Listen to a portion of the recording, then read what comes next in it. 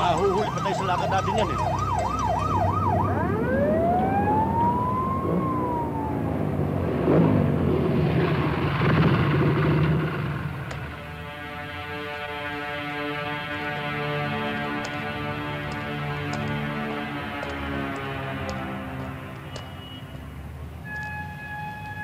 Speeding ka.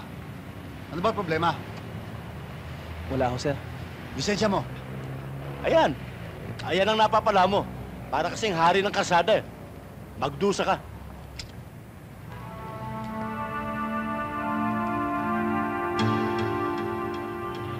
Bad trip. Naipit kami sa traffic eh. Ang tagal naman yan.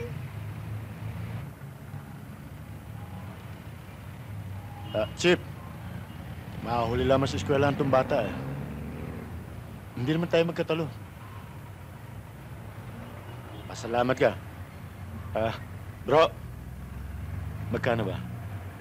45.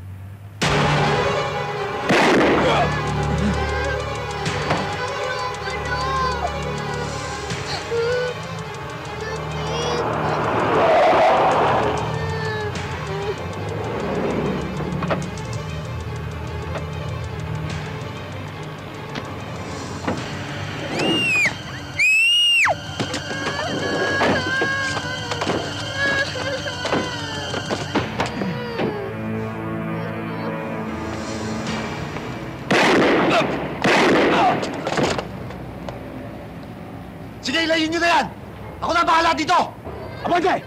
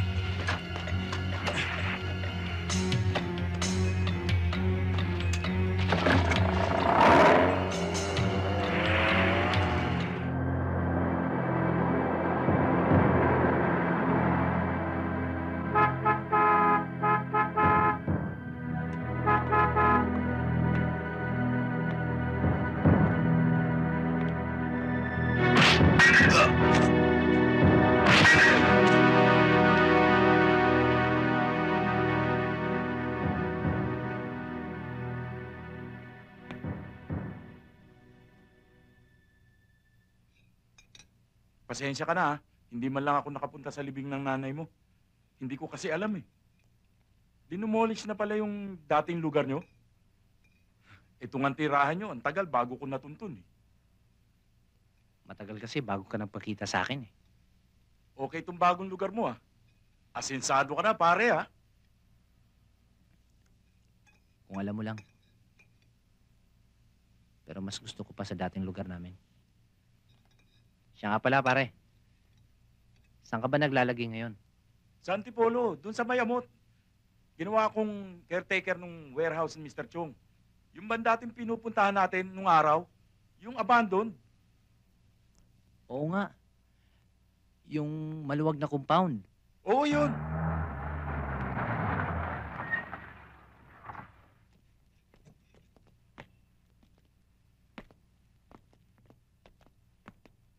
Doorbell mo.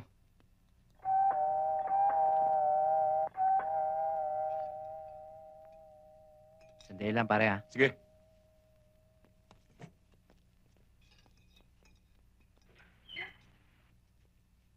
Magandang umaga ho.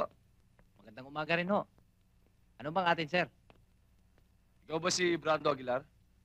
Ako nga, ho. Bakit, ho? May reklamo laban sa'yo si Miss Teresa Villaroman. Iniimbitahan ka namin sa presinto.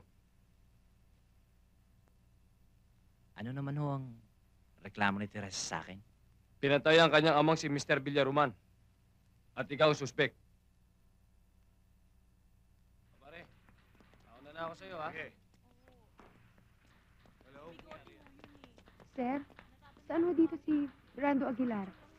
Lando, may bisita ka. Bossing, Irma, Bossing, okay ka ba rito? Dinala ka namin ng pagkain. salamat, ha? Brando, bakit mo ginawa yun? Kaya pa naman naming magtiis sa kinilalagyan namin eh. Paano ka na ngayon? Irma, totoong nagalit ako kay Villaroman. Pero kung kaya mo pa rin akong paniwalaan, sasabihin ko sa'yo, hindi ako ang pumatay sa kanya. Irma, hindi ako kriminal. Pero Brando, mayaman sila. Kaya nilang kumuha ng mahusay na abogado. Kaya nilang baluktutin ang tuwid at ituwid ang baluktot. Brando, tayo ang mahirap. At kahit saang parte, pailalim tayo sa kanila. Pero ang totoo'y totoo, Irma. Kahit saan kami makarating, ipaglalaban kung wala akong kasalanan.